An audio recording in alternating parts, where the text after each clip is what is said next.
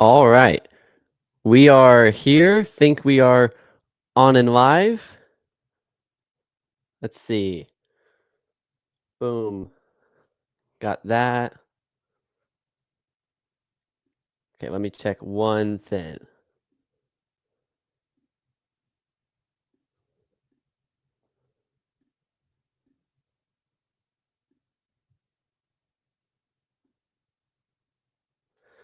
All right. Here we are. Do this here. Get that. Okay, great. Well, hi everyone. Welcome to the first ever live stream here on Gridiron Coasters. This is going to be a lot of fun. I have some topics prepared that we can walk through. But otherwise, if you have any questions, please put those in the comments and I'll do my best to answer those. If everything is coming through good from an audio standpoint, please let me know. If I need to change something from an audio standpoint, please let me know. And we can do that there because this is again the first time I've done this. So I'm kind of a rookie with the whole live stream thing, going through StreamYard here, which is great. And I think I got the right banner up. Let's see. Yep, I do. Fantastic. All right. Let's see. Had AMB Garage Everyday Projects jumping in here early. He said butter. Not totally sure what to do with that, but I appreciate you jumping in here. Thanks, brother, for doing that. Yes, it is Pi Day. You know, it's funny because I have a sneaking suspicion who this is, but I'm not a huge math guy, but yeah, it is 3.14. That is very true indeed. So audio is good. Great. I assume that's what the 10 means. That's fantastic. So if you have any questions, you can go ahead and leave them in the comments below. They can be personal, not too personal. Now they can be personal questions or like questions about me, or they can be theme park related because there's a lot of stuff going on in the theme park world right now. So there's a lot of good stuff to discuss there as well. So I also apologize in advance. I've been a little bit under the weather recently, so I may or may not have to. I may or may not be sniffling a little bit throughout this, but I'll do my best and it'll be a good time. So, yeah, if you have any questions, you can go ahead and leave them below. Caleb Cook. Wait, Connor, how do you manage to get 1.5k subs? You know, Caleb, first of all, good to see you. Second of all, um it just takes time and I've been pretty consistent with it. I've been running this channel, as you might see from the live stream title. This is the 3-year anniversary of this channel. So for anyone who's been here for quite a while, first of all, thank you for your support of this channel. I very much appreciate that. But yeah, it's really just consistency because I've done some things that have kind of I think held the channel back. Initially, I was doing football and theme park videos, hence the name Gridiron Coasters. And so it's one of those things where if you pick a niche and you work hard at it, you can make it grow. You can make it grow. So it's been really fun for sure. And thank you for the congrats there, Caleb. Math with Matthew. How long ago did you start getting into theme parks? So I've always enjoyed theme parks. There's no doubt about it. But I think really it was about, let's see, 2019 where I started really getting into theme parks more so in the nitty gritty details. Like watching park reviews, watching ranking videos, watching all these types of things, mostly on YouTube, and then getting to go to a few of these places, going to Disneyland for the first time in 2020 before the pandemic. Man, that was close. We went in February and everything shut down like 2 weeks right after we went. So we cut that very, very close. But to be able to go there and really experience that resort, I mean, I got my Disneyland resort hat on, and Disneyland's far from perfect, and we might talk about that later. But like being able to experience a true theme park instead of just an amusement park. Because what I had experienced before was Great America here in Santa Clara. I'm not in Santa Clara, I should say down in Santa Clara, Discovery Kingdom down in Vallejo, and a couple other smaller places. So I had the opportunity to ride roller coasters and have some of these experiences, but these were amusement parks or even FECs. Definitely not theme parks and definitely not a world-class theme park like I believe Disneyland is. So I think that experience was pretty impactful. But it was about 2019, about a year before we went on that trip, where I really started getting into coasters. And it's funny because, I didn't start this channel until, let's see, March 14, 2022. And on that 2020 trip, I was already getting footage. And while I don't have a lot of it now, um, I still was getting footage even back then with the hope that one day I could have a YouTube channel. And here we are 3 years later. So appreciate you all for that. All right, Caleb, got you. Perfect. Okay, B&M fan. What is my biggest bucket list ride? Man, that's such a good question. I really, haven't experienced a ton of theme parks. I've gotten a pretty good feel for, especially like California and a couple other places.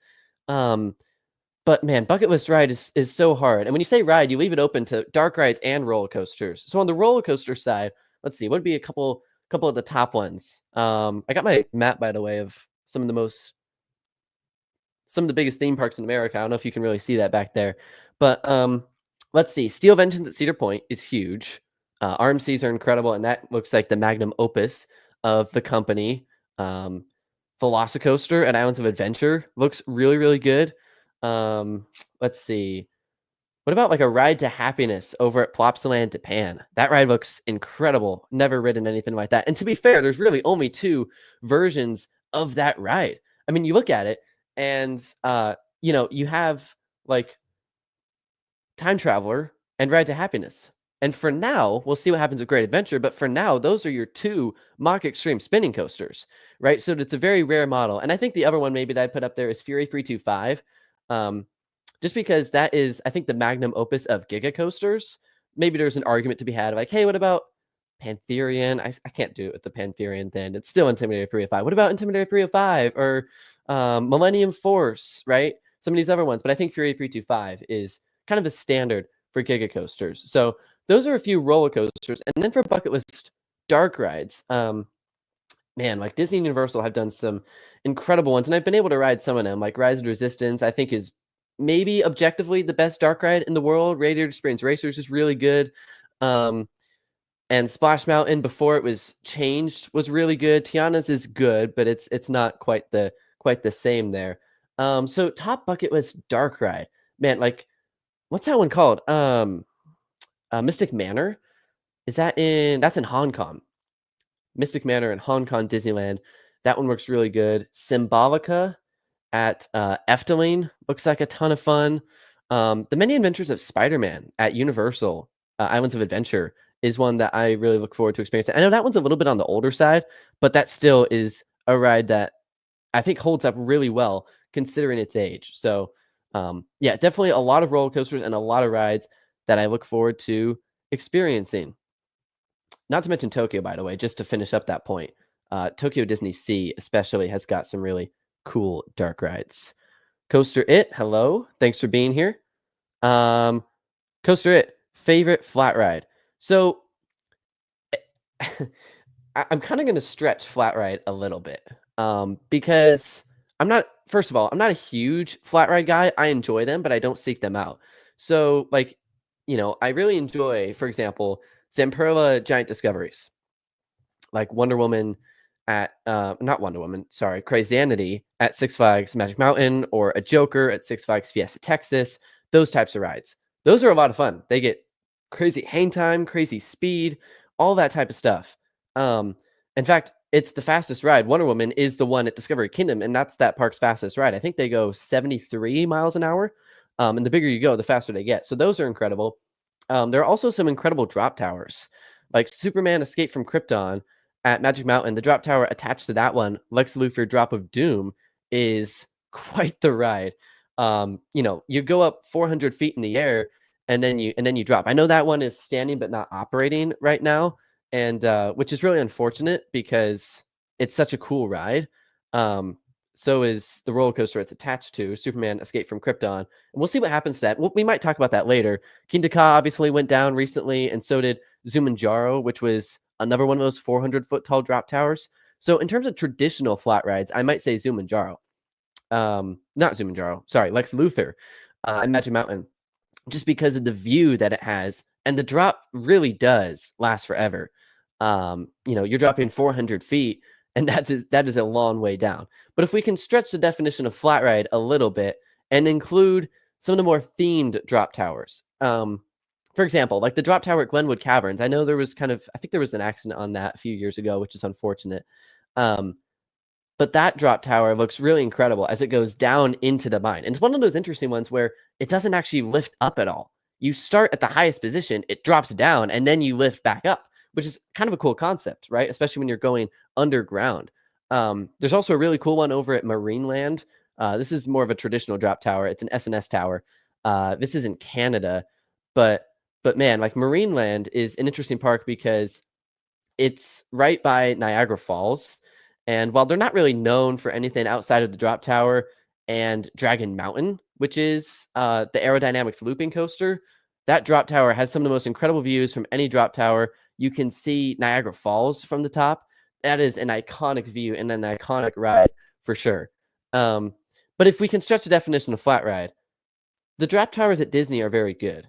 And I know I've mentioned Disney a few times. I enjoy Disney. They're not perfect. Okay, so let's kind of understand that. I'm definitely frustrated by some of the things we're doing, and we might talk about that later. But Tower of Terror and Guardians of the Galaxy, I think, are better than most flat rides, if not any flat ride. And the question becomes, like, can we even classify those as flat rides? Let me know down in the comments. Do you classify those as flat rides? I would tend to classify them more as dark rides because they're very different than your traditional drop tower. But if you include those in the flat ride conversation, then I think those would be the best. But I think we can consider those as drop towers, and more the dark ride variety there than of the flat ride variety. Coaster It, I would say boosters are best. Yeah, there's a lot of really good flat rides out there, and I've not really experienced all the great flat rides that we have. You have so many pendulum rides, even down to like the swinging ships of it all. You can go all the way up to the Zamperla Giant Discoveries, the Zamperla Giga Discoveries, right? There's different sizes to this. And the bigger you go, the more fun they are. I mean, we all know that. A great park, if you're looking for flat rides, is Wiener Prater. That place over in Austria has some really interesting and good flat rides. In fact, another really good park for flat rides is Canada's Wonderland. Is it on my I don't know. Oh, it is on my map up there. I don't know if you can really see it. It's a little too far, I think, for the camera.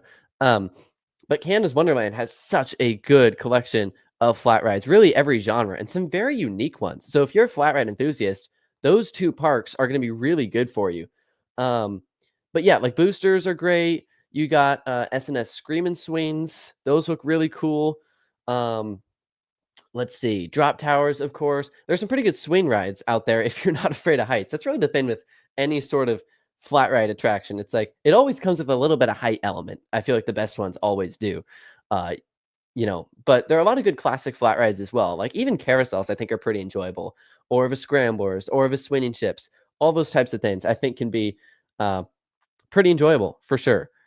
Math with Matthew, best coaster in Minnesota. I know we don't have very much, sadly. Yeah, so you guys got a couple of parks worth noting. It namely comes down to Valley Fair and Nickelodeon Universe in the Mall of America. And I think the general consensus would be that Renegade at Valley Fair is your state's best coaster. That's a GCI wood coaster. I believe it opened in 2007, if I'm not mistaken. Yeah, 2007. 3,100 feet of track, top height of 97 feet, speed of 51 miles an hour. The main thing with that one, because it's got a great layout going out into the woods and it's got some airtime pops. The problem with that one that I've heard is its roughness, and that's pretty unfortunate. Um, I feel like GCIs often have a tendency to run rough. I guess Gravity Group kind of has that problem too. It's just difficult to maintain a large scale wooden coaster. And Renegade is definitely a large scale wooden coaster. Ultimately, it depends on your taste though. If you're more into inversions, rather than just a fast paced layout, then you might be more into a SpongeBob SquarePants Rock Bottom Plunge, say that name 5 times fast, at Nickelodeon Universe type experience. Or even, let's see, I'm looking at Valley Fair right now. Yeah, you got Steel Venom there. Wild Thin is there too. By the way, Valley Fair used to have a kids coaster that they renamed to Mild Thin, which is great. Some coaster enthusiasts make fun of Wild Thin by calling it Mild Thin anyway. But anyway, so yeah, so Minnesota, I think it comes down to Renegade for most people. That looks like a really good Woody. B&M fan. Carowinds is my home park. Oh, is it? Sorry, it might be Canada's Wonderland. I think it's probably Canada's Wonderland. You can go ahead and correct me on that. Yeah, Canada's Wonderland, assuming that's the reference there, is a really awesome looking park. And I just hope, man, I hope that they can get more, how do I put this? I guess depth investment. Um, and they have been, yeah, Canada's Wonderland. Okay, great. Um, and they've been getting better at that. Cedar Fair, Legacy Cedar Fair has done a great job of adding good coasters to that park. And obviously, for 2025, they will be receiving Alpine Fury, which is going to be an incredible Premier Rides launch coaster, probably the best Premier Rides coaster ever built. At least it has a really good argument for that. 9 inversions, multiple launches. I think that's going to be a really good ride. And so now you get actually a good top 5 at Canada's Wonderland, because for a long time it kind of felt like, okay, we got Vortex, the Aero, was it Aero suspended coaster, and then you got Backlot stunt coaster, you got some of the wood coasters, those are running a bit rougher. Like, what do we go with, as the second best coaster? And for a long time, I don't think you could really build a solid top 5. And I think part of it was just because of the way Paramount invested into their parks. Sometimes they went with quantity over quality. And that's not always a great thing. But I tell you one thing, like Legacy Cedar Fair has done a great job in investing into that park. And Alpine Fury is going to be another excellent investment into that place to go along with Leviathan, Behemoth. Those aren't in order. I should say Behemoth, Leviathan, Yukon Striker, Snoopy's Racing Railway, and now Alpine Fury. Never mind the fact that they also removed Time Warp, which I think is great. I haven't personally ridden it, but I haven't heard very many good things about it. So I think removing a coaster like Time Warp is a really smart thing on their part. And we may talk about just the state of Six Flags in a little bit, but they have been removing or threatening to remove a lot of rides recently. And so it's interesting to see that. And when you have a low capacity ride that isn't loved by as many people, then you remove it. Yeah, it was absolute trash. Okay, then great, we can get rid of it. That's awesome. And Flight Deck, from my understanding, Flight Deck is kind of butting up against it. Don't they kind of share a plot of land? Not share a plot of land, but they're very close. So I've heard theories from a couple different people that, like, hey, you could remove Flight Deck and Time Warp and put a brand new roller coaster in that spot, combining the spaces. I think that would be really cool. I don't know what would be a good fit for Canada's Wonderland. Maybe a modern wood coaster. They already have a few, but those are on the older side. They're really rounding out the lineup, which is great. They could use if they remove Flight Deck, a B&M invert could be a good fit, or maybe one of those new Vekoma STCs, suspended thrill coasters. That could be a good time as well. All right, let's see. Going to go back up a little bit here. Coaster It said Wild Thing is probably my favorite, or is probably the best in my opinion. Yeah, I think there's definitely an argument to be made. I haven't personally been to Minnesota at this recording at this juncture, but if you like height and speed, then Wild Thing is probably going to be your favorite. And depending on how it's operating, it can have some pretty good airtime.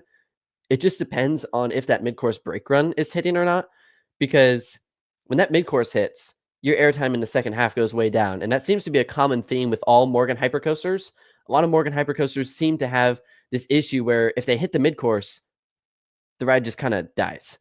And if the mid-course is actually on. So I'm not sure exactly why some years it's not on and some years it is on. I don't know what the science is behind that or whatever. But yeah, Wild Thing certainly has an argument as the best coaster in Minnesota. Okay.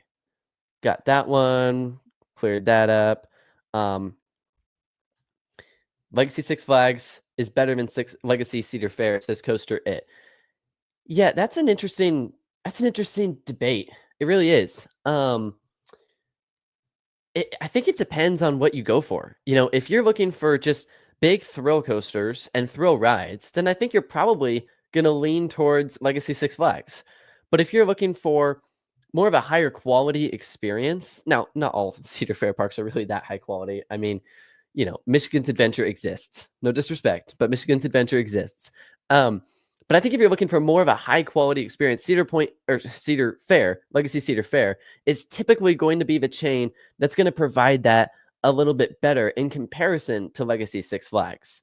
It seemed like Legacy Cedar Fair cared a little bit more about park appearance, not really theming, even though both chains have been doing a little bit better as of late, which is fantastic. One of the interesting things that came out recently, um, in regard to Six Flags Over Georgia and their new coaster, Georgia Gold Rusher, that ride originally was going to open as, what was it, Georgia Surfer? I think it was Georgia Surfer, and that was announced as being Georgia Surfer, and then they went back and completely like repainted it, gave it a new theme, and now it's going to be called Georgia Gold Rusher, if I'm remembering correctly.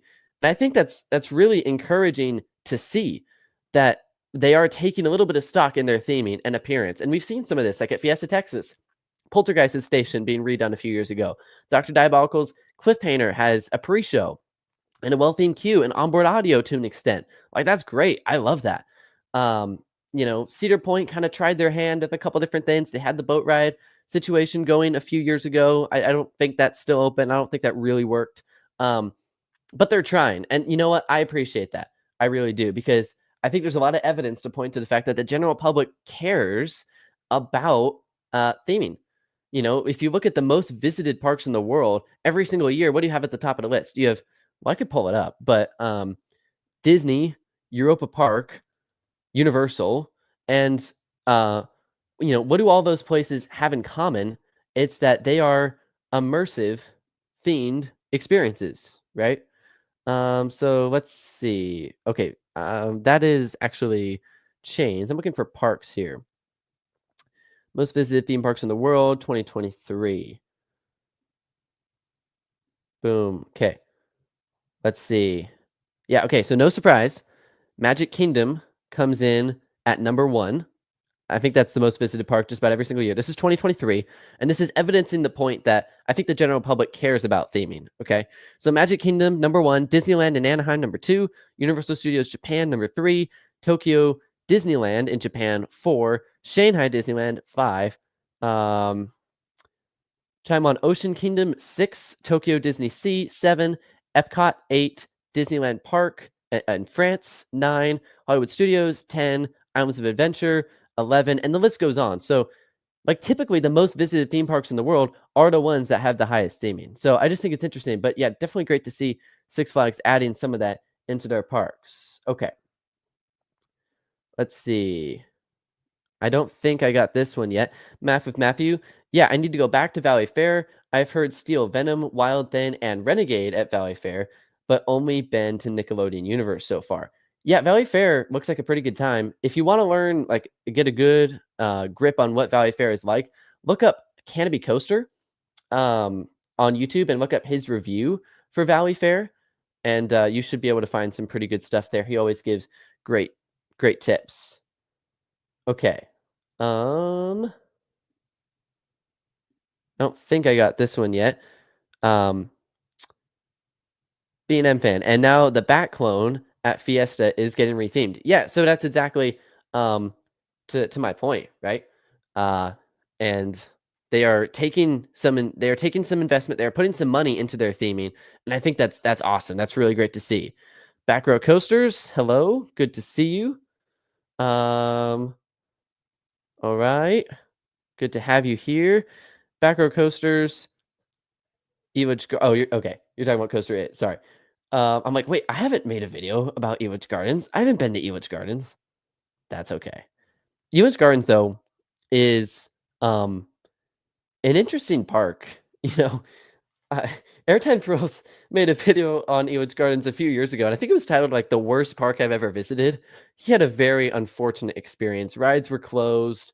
I think like 2 of the 4 major coasters were closed. There was a shot of Twister. It's called Twister 2, I believe. Their wooden coaster. This is so crazy. In the wind, like you could see the structure completely moving back and forth. And there is part of the design where it's supposed to, like look, look or not look. Oh my gosh. It's supposed to be able to move a little bit.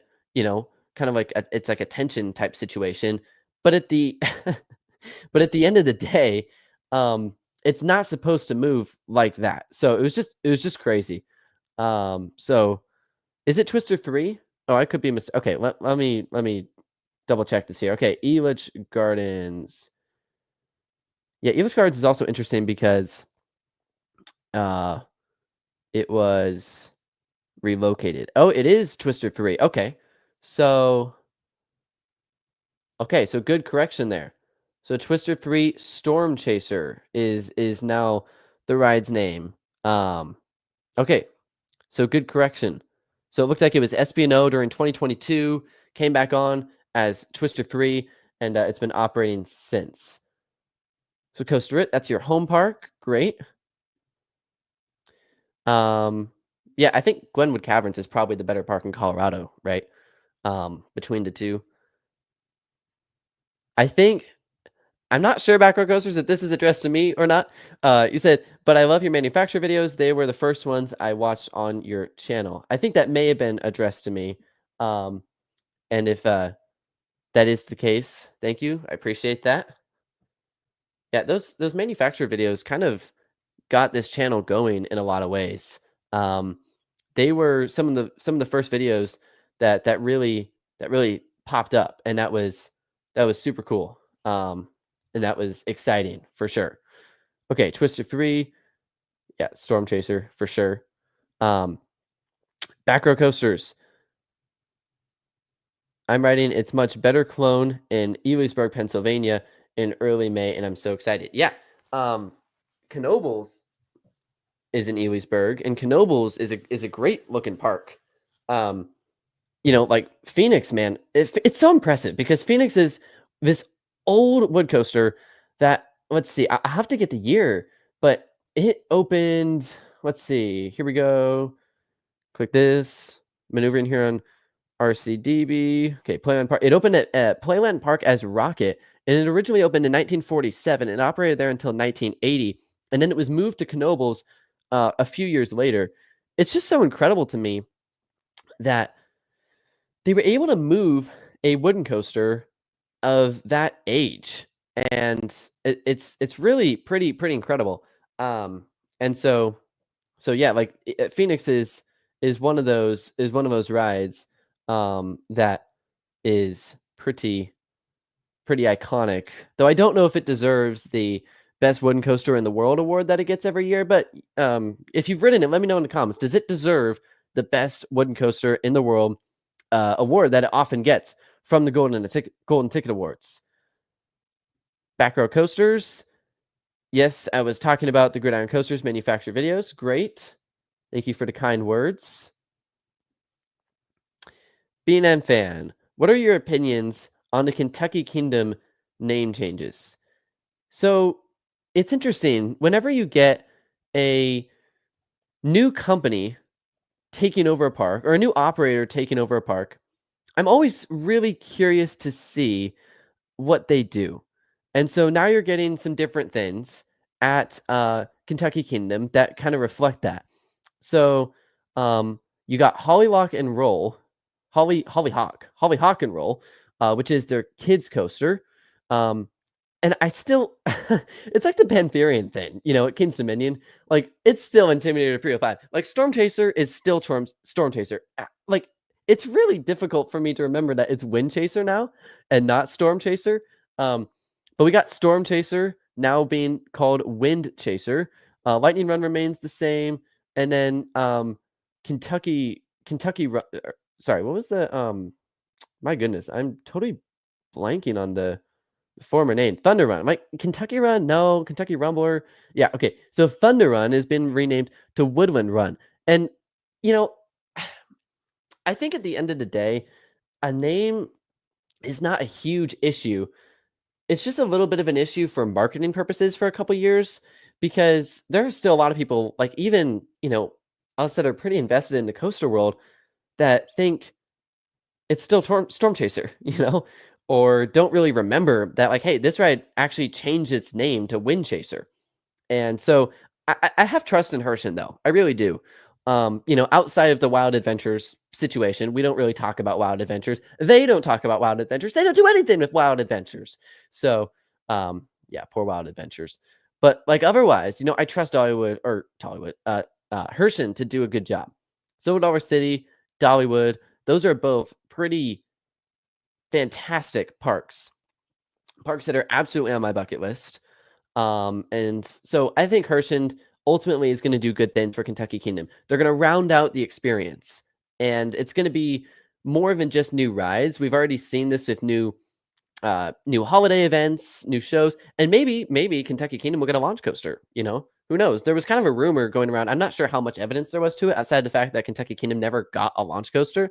There was kind of a rumor going around that um, Ed Hart, who took over operating Kentucky Kingdom after it closed and sat dormant for a few years, he saved it a second time. It's a crazy story. Um, when Ed Hart went in there was a rumor that he didn't really like launch coasters, and so that's one of the reasons why you never saw them add one. He added Lightning Run and Storm Chaser, but never added a launch coaster. So maybe on the T3 plot, I don't know. We'll see. Could be a launch coaster going in there. All right, let's see. Okay, talking about Twister. Great. Oh, shoulder just popped. I don't know if you heard that or not. Back row coasters. I want Hershend to buy my home park, Darien Lake, again. Yeah, I, you know, I feel like with Darien Lake, there's a pretty low standard right now for operating that park. It just feels like to me that in a lot of instances, the people there just don't really care as much as you'd like them to. And that's really unfortunate. You'd really like them to care more. There was this crazy story. I already mentioned Canopy Coaster. He's great. Go look him up on YouTube after this is over. Watch some of his stuff. He does a great job. Recently passed, what was it, 43,000 subscribers? So congratulations to him. But he did a review on Darien Lake, and he told a crazy story in that review where he was throwing away a meal that he'd had. And there was some French fries that he hadn't really eaten because they weren't good. And he was in the process of throwing them away when somebody, an employee, came up to him and asked him if he could have them. And I'm thinking to myself when I'm watching this, like, that cannot be a good sign about the park culture there. That was a few years ago. I think that may have been like 2022 or 2021.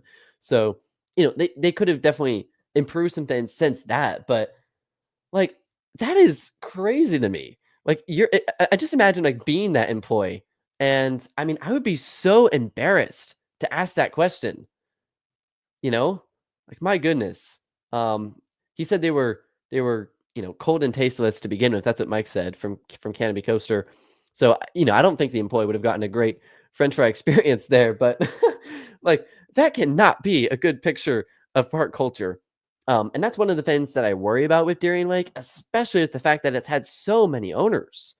It's been a little more stable recently, but man, they've kind of had a carousel of owners at times, and it makes it difficult to establish a park culture, and it makes it difficult to do some of those things. Um, so yeah, you guys remember that story? Yeah, it's crazy. It's crazy to me. I think, I've watched a lot of coaster content, been to parks, all that type of stuff. There's only been a few times where I've kind of been genuinely confused about something an employee is doing. And that's definitely one of them. Uh it's just like what in the world, you know? Just crazy. Backer coasters, I remember that story too. Coaster it. Me too.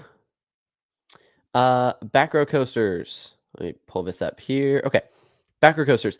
I know the park I know the park president a little bit, and he really wants to invest in the park, but they don't get the budget from Six Flags. Yeah, that's sad. And yeah, and that's exactly what Coaster It said there. Yeah, it's definitely sad.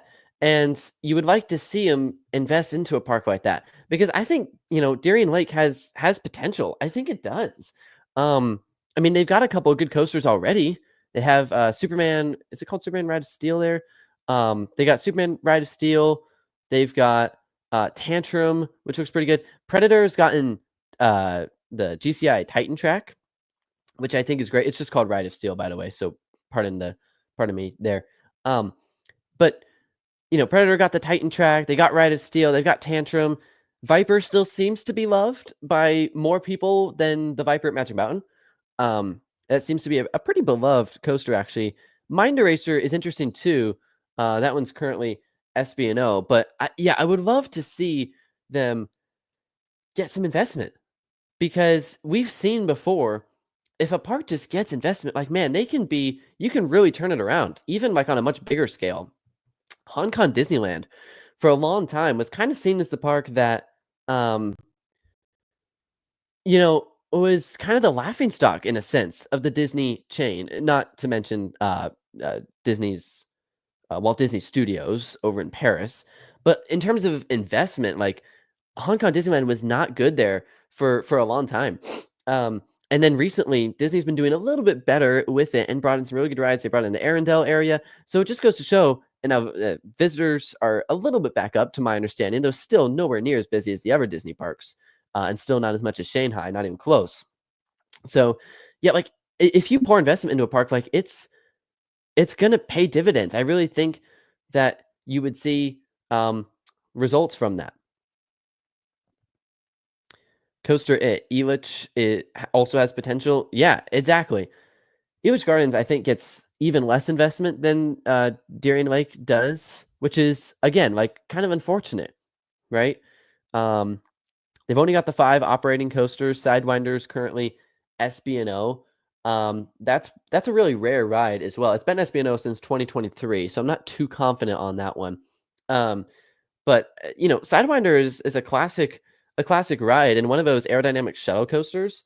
Technically, it's a launch coaster. It's really more of like a push, like the old style launch there. But you got Diamondback at Frontier City. That's that type of ride, and like that's pretty much all you got for that type of ride. It's very very rare indeed, and so I'd like to see them kind of fix that up, get some of those coasters operational more often. I mean, you look at Elitch Gardens. When was their last new coaster? Let's see. 2000. Oh, here we go. Last new coaster 2013. Yeah, their last new coaster was 2013. And that was a kids coaster, I believe. Um, yeah, that's a kids coaster. So if you're looking for like their last major, pretty substantial ride, you're going back to like 2004, and that was a clone. So it's definitely tough. When you look at that park's history, I don't feel too confident about them getting investment in the future, which is unfortunate because, as you allude to, they have potential. I think they could, give them a standout coaster, give them like a just it can be a cloned ride, give them an RMC Raptor, something like that. I know you got the ones here in California, and those aren't too far, and then you got Lost Island adding one, which is going to be great. And Iowa isn't well, it's not too far from um, Colorado. So yeah, we'll see. We'll see what happens to Elitch Gardens. But yeah, definitely potential there that is not being harnessed. Um, Backrow Coasters Predator is actually closed. Um, or close. Sorry, I like corrected it in my mind. I'm like, wait, no, I can just read it as it was. Predator is actually close to being the best in the park, and I know people who say it's the best. Yeah, so we're back over at Darien Lake. Um, I think the Titan track does really good things. I still think about that part getting an RMC because there was a rumor about that a long time ago, and it never happened. Um, Obviously, and I wonder, and I actually covered this in one of the What If episodes. I think it was 2 episodes ago, so a couple months ago. You can go back and watch that. I think I covered that in it. And I just think about like if Darien Lake had an RMC, whether it was an RMC, a Predator, or not, if it was just an RMC ground up, like how different would that park be? I think it could be very different. Not necessarily because of the park itself, but I think the visitors would go up. I think um I think the attendance would rise, and that would naturally help the park get more investment. Because typically, the more attendance a park gets, the more investment a park that gets. That's kind of like the dichotomy of it. Um, but yeah, Darien Lake definitely could use that. Um, Backrow Coasters, yes, Elitch has a crazy amount of potential, especially in that location. Right, like in Colorado, the only competition you really have is Glenwood Caverns. And I think Glenwood Caverns is a very different type of park. It's up there on the mountainside, and they have some rides that take advantage of that terrain. But Elitch Gardens, I don't think really has anything that can match the location or the view of Glenwood and specifically Defiance. That ride is is pretty stunning, even if it's incredibly short, um, which is a little unfortunate. But the setting for that is just incredible. B&M fan, with Diamondback not operating and Sidewinder SB&O, that model might go extinct in the states. Yeah, that's exactly right. I think whenever you see multiple rides in the same family not operating, it makes you ask questions. And we've seen this before. I mean, look at the Strata coasters. King Dakar and Top Thrill 2 slash Top Thrill Dragster, both of those rides have had a lot of reliability issues. Obviously, King Dakar came down. Um, was it last week or 2 weeks ago? Which is one of the most insane videos I've ever seen in my life. If you haven't seen it, look it up. I think I showed it in the last video I put out there. Seeing a structure just like 400 feet in the air drop like that is one of the craziest things I've ever seen, especially when you have a ride that's such an icon. So yeah, it's absolutely wild to see that happen. So yeah, to your point, like when you have Top Thrill Dragster and King Dakar both having all of the issues that they were having, and you started to ask questions, and ultimately King Dakar's gone, and now Top Thrill Dragster has been transformed into Top Thrill 2, and now Top Thrill 2's not really operating. Um, and we'll see what the future of that ride holds. Even though we do have over at Portaventura, Red Force is still operating. And so that's interesting because to my memory, Red Force has an LSM launch, not a hydraulic launch. And so it seems like the hydraulic launch is a large part of the problem. We've seen Accelerator at Knott's Berry Farm, which I got my hang on. I'll have to take this comment down here. I got my Knott's Berry Farm shirt on, but Accelerator has had a lot of problems as well. And I think a large chunk of it is because of the hydraulic launch factor. That is just, it's difficult to operate with a hydraulic launch. It's so expensive. It can at times be unreliable. And so it'll be very interesting to see, to go back to Sidewinder and Diamondback, both those coasters, SB&O. Even though, here's the other thing. Neither of those rides have really operated consistently for a long time. And so, they're both SB&O right now, but neither of those rides have operated consistently for a while. And so it'll be interesting to see. There's no doubt. Let's see. Coaster 8, I think Boss is getting Titan Track. That would be great for that ride because, like on paper, like man, the Boss is such a cool, it's such a cool ride, you know.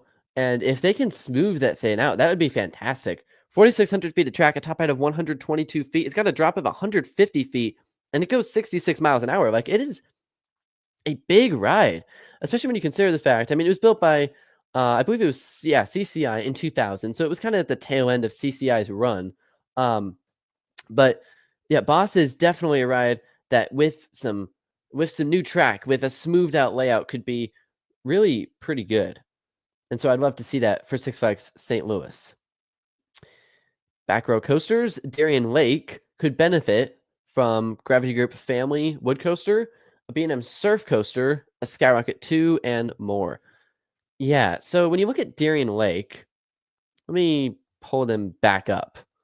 I like those suggestions because you've got one wood coaster in Predator, and it's on the bigger side. So to your point, like a more family friendly wood coaster could be a really good fit and a really good option for them. You also bring up a B&M Surf Coaster. That's interesting. I kind of forgotten in some ways about the Surf Coaster because there was, sorry guys, I've been stuffed up the last few days. There was everything that went down there with Pipeline at SeaWorld Orlando, and I guess not really went down, but that ride opened, got a lot of publicity, and got pretty positive reviews. And we haven't heard a lot about the Surf Coaster since in the last few years. I think they could use a thrill launch coaster. I think that's really where I would go. You bring up Skyrocket 2. That's a pretty good option. I would like to see any sort of thrilling launch coaster, in a perfect world. Maybe a Mach, maybe an Intamin. That's not going to happen. I just, in the current ownership, I don't think they're going to get an investment of that scale. But I think something like that would do really, really well there, because of the fact that um, they don't have a throw-in launch coaster. The one launch coaster they have right now is Moto Coaster, and Moto Coaster is a pretty peppy ride, but it's not, going 70 miles an hour or anything like that. Let's go here. Back row coasters. What do you think is going on with Timberwolf at Worlds of Fun? So I'm not super. I haven't stayed super in the loop on what's happening with Timberwolf, but I wonder if they're doing a retracking or anything. Yeah, they've done some work on it.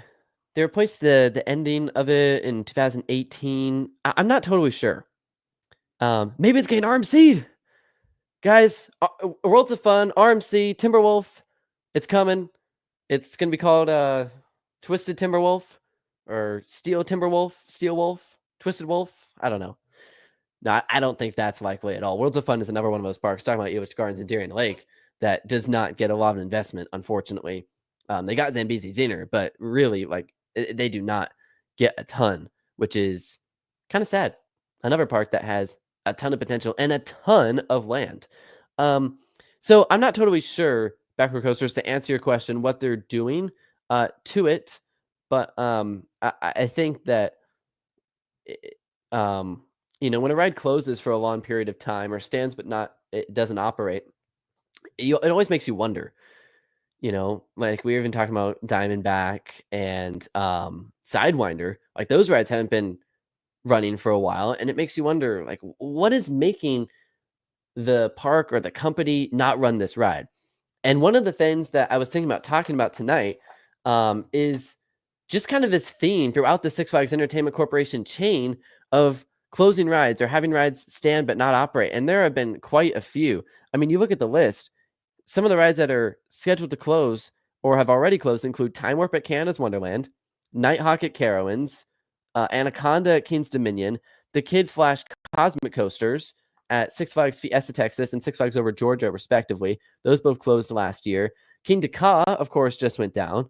That closed last year. Green Lantern, also at Six Flags Great Adventure, and Lava Bora at Six Flags Over Texas. So there have been a lot of rides that have closed. I mean, let's see. 1, 2, 3, 4, 5, 6, 7, 8, I believe is the count for rides that are closed or announced to close. That's a good deal. And so they're taking a look at these rides and seeing if they're worth it. There's been a lot of discourse about that recently.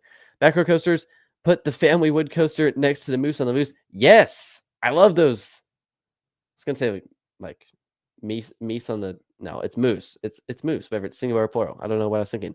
Yeah, Moose on the Moose are great. Those are a great time. Coaster It. What do you think about Titan's new colors? I don't like it. Let's get a look at these, shall we? Titan. Yeah, it's always kind of like, should we repaint it? Should we not repaint it? Sometimes repaintings are are a really good thing.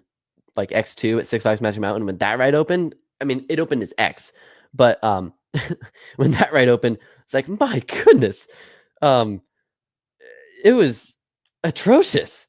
And now when they repainted it to the gray and the red, it looks a lot better. So, when you look at Titan, it's got like blue and kind of like silver type situation, it looks like. The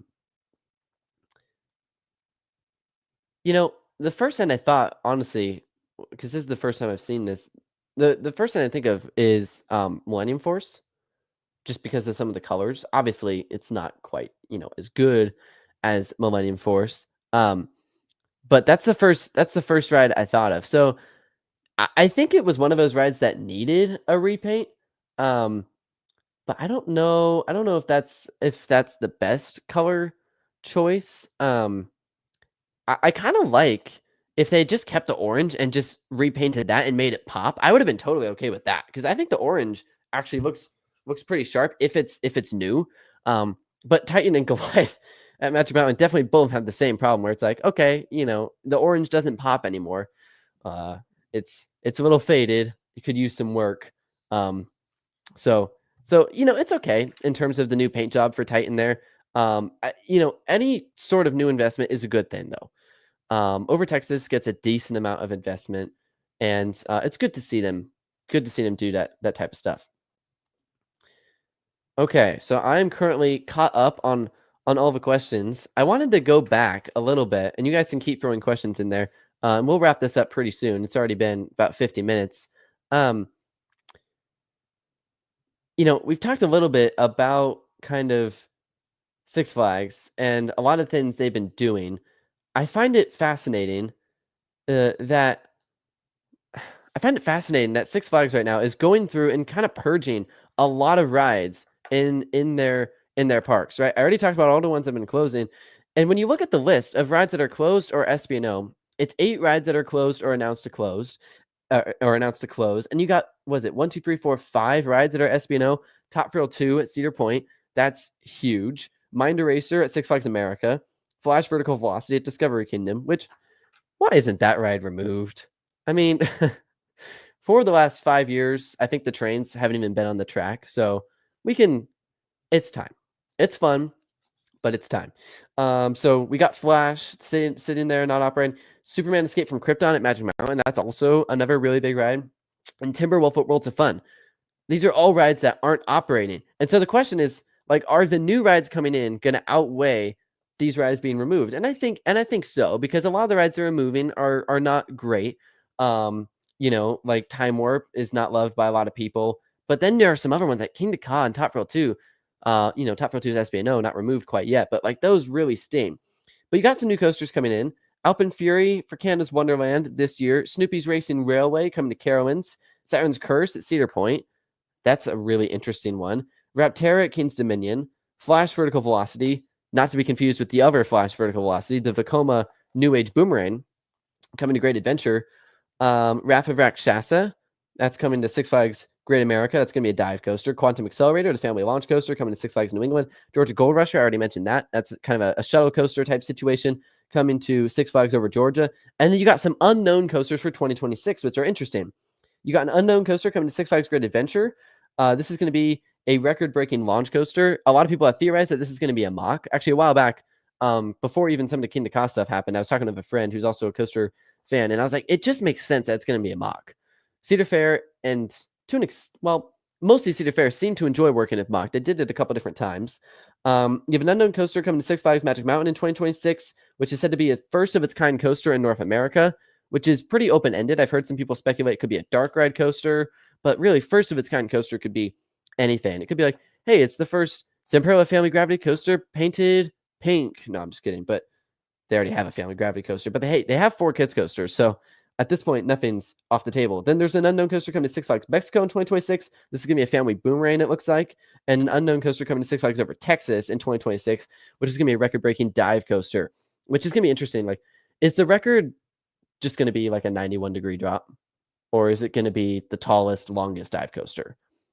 And actually, I correct that, because 91 degrees is not the record for dive coasters anymore. Like, they could say, like, okay, it's the steepest drop on a dive coaster. And we're all kind of like, woo! But we've seen this record broken each of the last 4 years, So, um, like, what type of record are you going to go with there? No, it's 300. That'd be crazy for sure. But confirmed. Yeah, I have sources. My reliable sources will tell me that have told me that this is going to be a 309-degree roller coaster. The one at the Nickelodeon Universe in New Jersey has got nothing on this ride. Takabisha, nothing on this ride. Yeah, that's great. So it's interesting right now when you look at the state of the chain, because they've been purging a lot of stuff. They've been looking at the chain, looking at parks, looking at rides, seeing which is working, what isn't working, and removing a lot of stuff. So it'll be very fun to watch the next few years how this new-ish merged chain continues to operate. Backer Coasters, they filed permits a month ago, I think, and I was surprised. I might be missing it. Where are you talking? Oh, is it for Six Flags over Texas? Sorry, for the dive coaster there. But yeah, so it's going to be interesting to see what happens to Six Flags What happens to these new rides? And also what happens to some of the rides that are currently SB&O? Again, we got 5 of them. But if we run through them, Top Thrill 2, like there's been a lot of issues with Top Thrill 2. There really has. And I'm sure all of you are aware of it. And it's pretty unfortunate, actually, how many issues that ride has had, because it's such an incredible, I think it's an incredible concept. Okay, you are talking about Six Flags Over Texas. Great.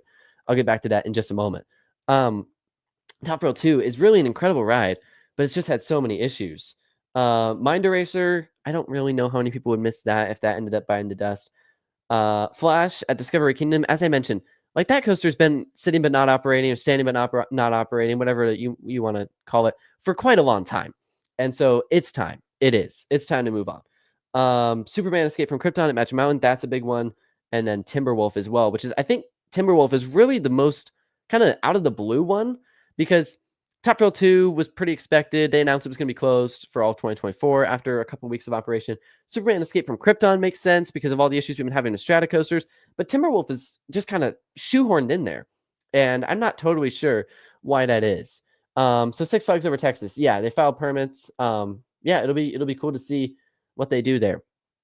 All right, we've only got a couple people here. I'm gonna do a final call for questions, and if there are none, I'm going to go ahead and, you might be able to hear the rain in the background. It just started raining.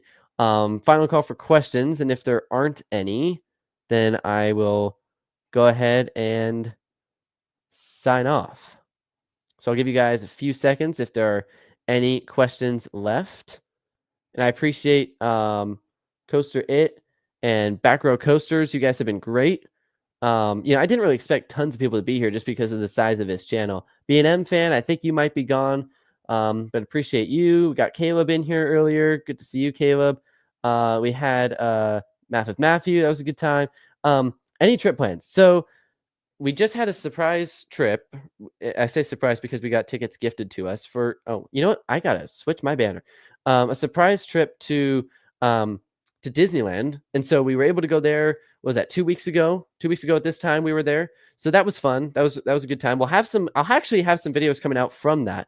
I know some of you guys here don't care as much about Disney, but I feel like I need to update my Disney videos because they're outdated, and the standard of quality that was me 3 years ago is not me now. So I think it's time to update some of those videos. And then, Lord willing, I will be going to Idaho in May, end of May, beginning of June. Unfortunately, the only park I'll be able to go to on that trip will be Silverwood Theme Park. We'll be doing 2 days there, maybe going into water park as well. So that'll be fun. Get to ride Tremors, Timber Terror, Aftershock, Stunt Pilot.